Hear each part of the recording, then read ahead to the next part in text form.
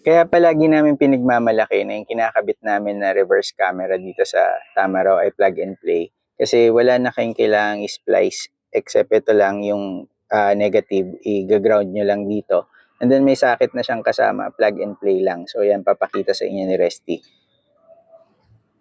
And then yung pinaka-trigger naman ng reverse, kukunin na lang din sa may reverse light. So, ganyan lang siya kasimple, malinis, walang splicing na mangyayari. So, wala kayong dapat ipag-alala sa sasabihin ng kasa na mawawala yung warranty or ma-void yung warranty kasi ayaw natin gumamit ng mga universal type na reverse camera. Nagparating tayo yung specific talaga para sa Tamaraw, kompleto siya and then plug and play lang.